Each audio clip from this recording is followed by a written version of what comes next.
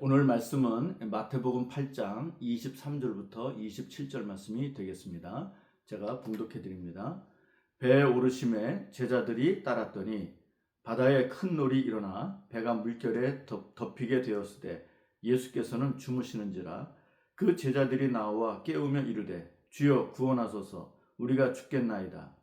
예수께서 이르시되 어찌하여 무서워하느냐, 믿음이 작은 자들아 하시고 곧 일어나사 바람과 바다를 꾸짖으시니 아주 잔잔하게 되거늘 그 사람들이 놀랍게 여겨 이르되 이가 어떤 사람이기에 바람과 바다도 순종하는가 하더라. 아멘.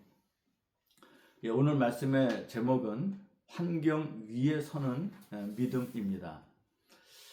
사람은 어떤 환경을 만나게 되죠. 사실 환경 안에서 살아가죠. 그 환경 안에서 살면서 또 어떤 특별한 환경을 이제 만날 때가 있습니다.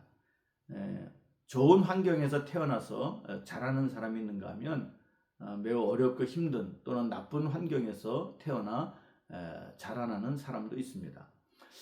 또 살아가면서 즉 살다 보면 좋은 환경을 만나기도 하고 나쁜 환경 혹은 참 어려운 환경을 만나기도 하죠. 많은 사람들이 환경에 지배를 당하고 살아갑니다. 몹시 어려운 환경을 만났을 때 참 심리 상태가 아주 혼란스럽고 또 더 나아가 마음이 무너지는 경우들이 많이 있습니다. 반면에 환경 위에 서서 그 환경을 지배하고 그 환경을 다스리면서 더 나은 삶을 살아가는 사람들도 있습니다. 오늘 말씀에서는 환경 위에 서서 믿음을 보여주신, 즉 예수님과 환경에 지배를 당하던 제자들이 예수님의 믿음을 배워가는 과정을 볼 수가 있습니다.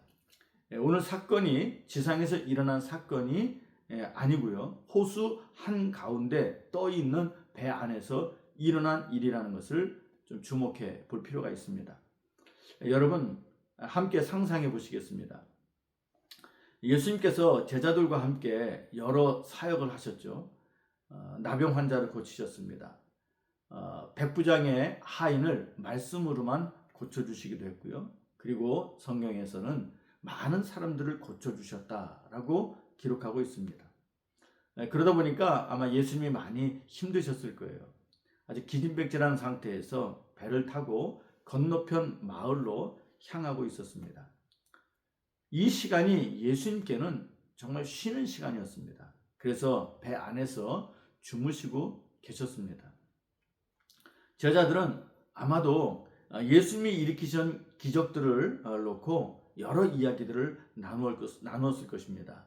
물론 피곤한 제자들은 예수님처럼 배 한쪽에서 자고 있었을 것이고요. 모두에게 정말 평화롭고 행복한 시간이었을 겁니다. 후덥지근한 지역에서 사역을 하다가 호수 한가운데서 시원한 바람을 쐬며 쉰다는 것은 정말 행복한 시간입니다. 사방으로 펼쳐진 광경은 정말 한 폭의 아름다운 풍경이었어요. 시원한 바람을 맞으며 아름다운 풍경을 바라보면서 한쪽에서는 기적 이야기를 나누고 다른 한쪽에서는 평안히 잠을 자고 있습니다. 얼마나 평안해 보입니까? 그런데 갑자기 풍랑이 일기 시작했어요. 풍랑이 얼마나 크게 일어나고 있는지 배를 집어 삼킬 기세였습니다. 평안함은 한순간에 깨지고 말았어요. 제자들은 큰 놀이 자신들과 배를 집어 삼킬 기세를 보면서 두려워 떨고 있었습니다. 폭풍을 만나도 지상에서 만났으면 어디 동굴에라도 숨겠습니다. 그러나 예수님과 제자들은 작은 배를 타고 호수 한가운데 있습니다. 풍랑을 피할 곳이 없습니다. 폭풍을 피할 곳이 없습니다. 이러다가는 다 죽겠다는 두려움에 주무시고 계신 예수님을 깨워 이렇게 외쳤습니다. 주여 구원하소서, 우리가 죽게 생겼습니다. 여기서 한 가지 생각할 것이 있습니다. 그것은 예수님을 믿어도 예수님과 동행해도 어려운 환경이 올 수 있다는 것입니다. 다시 한번 풍랑을 만난 예수님과 제자들의 상황을 상상해 보십시오. 지상에서 태풍을 만났다면 어디 숨을 곳이 있지 않겠습니까? 하필 바다 한가운데 떠 있는 작은 배 안에서 예수님과 제자들이 심각한 풍랑을 만났습니다. 숨을 곳이 없습니다. 피할 곳도 없습니다. 풍랑에 배가 뒤집혀서 죽느냐 사느냐 기로에 놓여 있습니다. 여러분이 예수님을 믿어도 이런 일을 만날 수 있다는 이야기입니다. 예수님이 나와 함께 하신다 해도 이런 일을 만날 수 있다는 이야기이죠. 여러분은 어떻게 생각하세요? 이 내용에 대해 여러분도 동의하실 것이라 생각합니다. 그동안 목회를 하면서 성도 몇 분한테 이런 말을 들었어요. 목사님, 예수님을 믿으면 복을 받고 잘 된다고 하던데 저는 믿음 생활을 시작한 이후로 더 어려워졌습니다. 왜 이렇죠? 저한테 직접 말씀하신 분들이 몇 분인데 아마 말 못한 분들이 더 많을 것이라 생각합니다. 그렇습니다. 예수님을 믿는다고 고난이 안 오는 것은 아닙니다. 우한질고가 안 오는 것은 아닙니다. 얼마든지 올 수 있습니다. 그렇다면 이런 상황에서 무엇을 배울 수 있을까요? 첫째는 예수님은 누구신가를 배우게 됩니다. 제자들이 배 한쪽에서 주무시는 예수님을 깨웠죠. 그리고 우리를 구하소서, 우리가 물에 빠져 죽게 생겼습니다 라고 외쳤습니다. 예수님이 많은 사람들의 병을 고쳐주셨다고 해서 예수님이 바람과 바다까지 잔잔하게 하시는 분이라는 것을 제자들이 알았을까요? 27절에 보면 전혀 그렇지 않다는 것을 알 수 있어요. 예수님이 바람과 바다를 잔잔하게 하셨다. 도대체 이 사람이 어떤 사람이기에 이런 일을 할 수 있는가 하면서 놀랐습니다. 매우 놀랐어요. 그리고 그들이 직접 보고 깨달은 것이 무엇입니까? 예수님이 바람과 바다도 잔잔하게 하시는 분이라는 거예요. 여기서 바람과 바다가 주님의 권위 아래에 있다는 사실을 제자들이 깨닫게 됩니다. 두 번째로 배우게 되는 것은 예수님이 환경 위에 서서 계신 분이라는 것입니다. 이것을 증명하는 구절이 24절에 있습니다. 바다에 큰 놀이 일어나 배가 물결에 덮이게 되었으되 예수께서는 주무시는지라.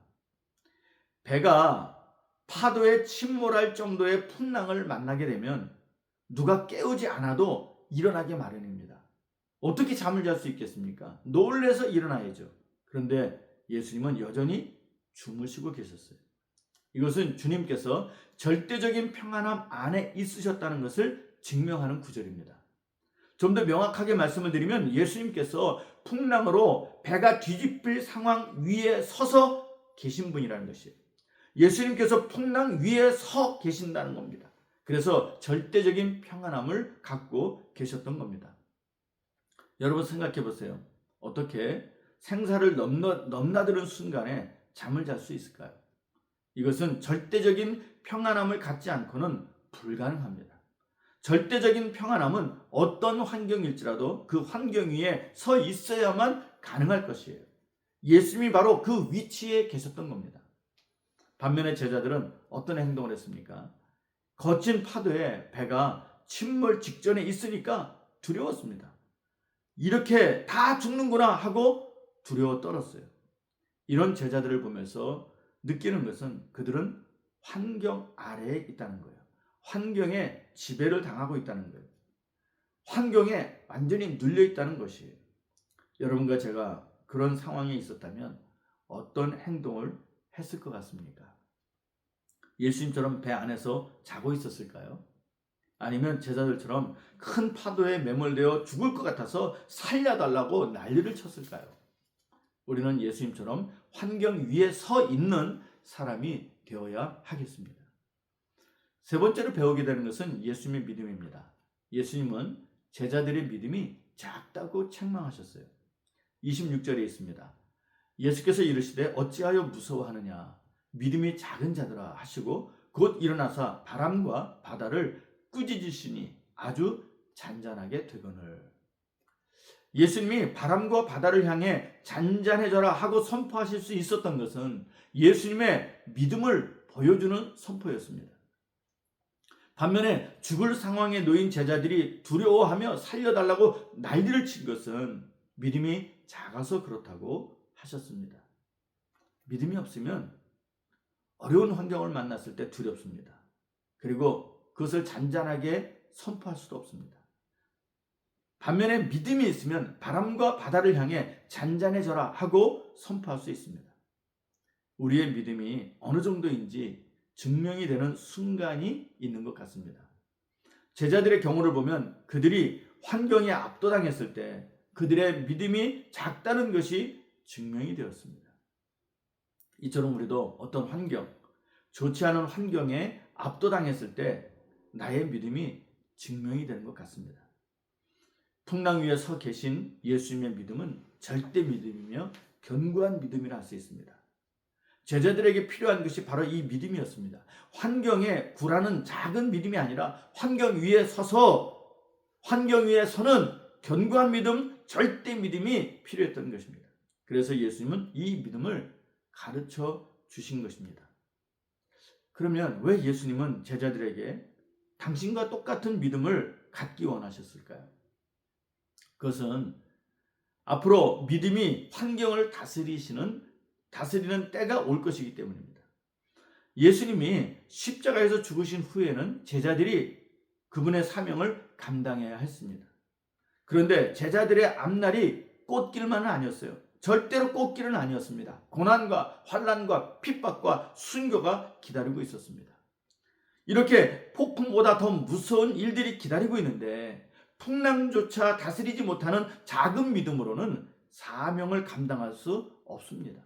그래서 어떤 환경과 상황 속에서도 사명을 감당하려면 절대 믿음, 견고한 믿음이 필요했던 겁니다.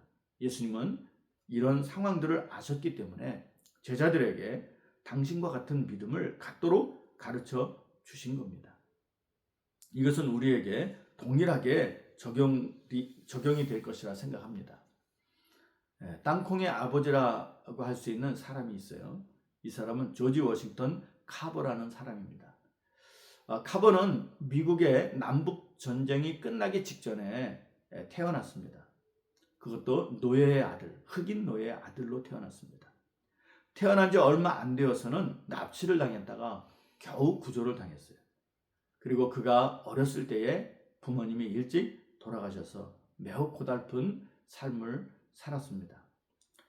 당시에는 그것도 이 미국의 남부 지역에서는 흑인이 교육을 받는 것이 거의 불가능에 가까웠습니다.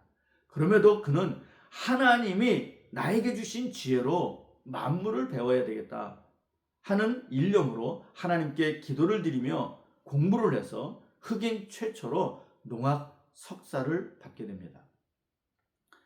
그가 미국 남부에 살고 있었는데 그 당시에는 남부 지역에서 목화 농사를 지어 땅이 황폐화된 상태였습니다.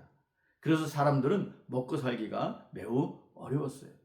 그런 환경에서 카버는 하나님께 기도를 드렸습니다. 매일 새벽 숲속에서 기도를 하며 하나님께 지혜를 구했습니다. 그러다 땅콩이 생각이 났어요.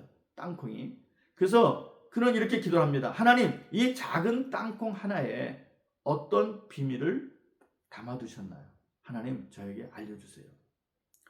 그렇게 기도하다가 응답을 받았습니다. 그 응답으로 땅콩 하나를 가지고 300가지 이상의 용도로 사용할 수 있다는 것을 발견하게 되었습니다.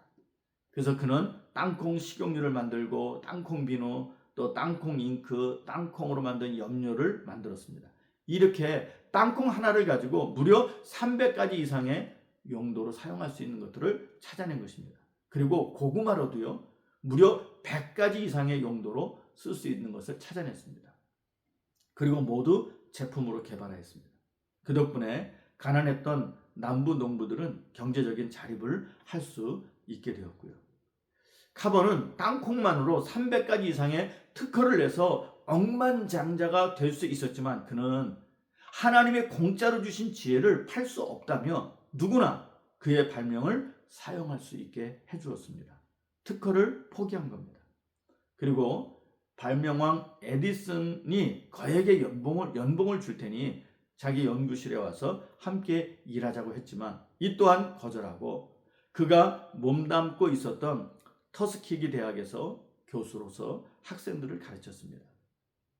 그리고 그는 신앙과 과학은 별개가 아니라 하나라고 믿었습니다. 그래서 그는 연구실을 하나님의 작업실이라고 하였습니다. 어린 나이에 부모를 잃고 노예의 아들로 태어나 특히 흑인 차별이 매우 심한 남부에서 고달픈 시절을 보내면서도 그 환경에 굴하지 않고 그 환경에 매몰되지 않고 오히려 믿음으로 그 환경을 다스리며 공부해서 땅콩 박사가 된 사람이었습니다. 그가 예수님은 믿지만 자신의 환경만 탓하고 노력하지 않는 삶을 살았다면, 그가 환경에 지배를 당하고 그 환경에 굴복한 삶을 살았다면 그의 믿음은 제자들처럼 작은 믿음에 불과했을 겁니다. 카버는 예수님처럼 환경 위에 서서 그 환경을 다스렸습니다. 믿음으로 환경을 다스리며 노력을 했을 때 하나님은 그의 믿음대로 큰 사람이 되게 해 주셨습니다. 여러분, 전지전능하신 하나님을 믿는 우리가 풍랑을 만나 배가 뒤집혀 죽을까봐 두려워 벌벌 떠는 제자들처럼 작은 믿음으로 살아야 하겠습니까? 아니면 예수님처럼 그 환경 위에 서서 환경을 다스리며 바다와 바람을 잔잔하게 하듯 우리의 인생을 더 복되게 살아가야 하겠습니까? 환경이 사람을 만드는 것이 아니라 믿음으로 환경을 다스릴 때 사람이 만들어지는 것이라 생각합니다. 예수님이 보여주시고 가르쳐 주신 것이 바로 이것입니다. 믿음으로 환경을 다스리며 살아갈 때 바람과 바다가 잔잔해지고 길이 열리고 주의 은혜가 임하는 것입니다. 우리 모두 환경 위에 서서 믿음으로 극복해가는 사람이 되시기를 주님의 이름으로 축복합니다. 기도하겠습니다. 사랑과 은혜가 풍성하신 아버지 하나님, 세상이 아무리 살기 좋은 시대라 할지라도 우리 각각 직면하고 있는 인생에는 때로는 어렵고 힘든 환경이 있습니다. 그렇게 참 극복하기 어려운 환경을 만났을 때 제자들처럼 쉽게 무너지고 두려워 벌벌 떠는 경우들이 많습니다. 그러나 예수님은 그런 제자들을 향해 믿음이 작다고 책망하시면서 정말 견고한 믿음, 절대적인 믿음을 보여주셨습니다. 그것은 환경 위에 서서 그 환경을 다스리고 또 하나님께서 우리의 삶을 보다 나은 삶으로 인도해 주신다는 것을 믿고 노력해가는 것입니다. 그랬을 때에 하나님께서는 환경을 극복하고 훌륭한 사람으로 또 믿음의 사람으로 우뚝 서도록 도와주신 일을 많이 볼 수 있습니다. 우리도 그러한 삶을 살아갈 수 있도록 예수님처럼 절대 믿음을 주시옵소서, 견고한 믿음을 주시옵소서, 환경 위에 서서 그 환경을 지배하고 다스리는 믿음, 그리고 나 자신과 세상을 바꿔나가는 믿음을 허락하여 주옵소서. 그렇게 하신 하나님을 찬양하며 예수님의 이름으로 기도드립니다. 아멘.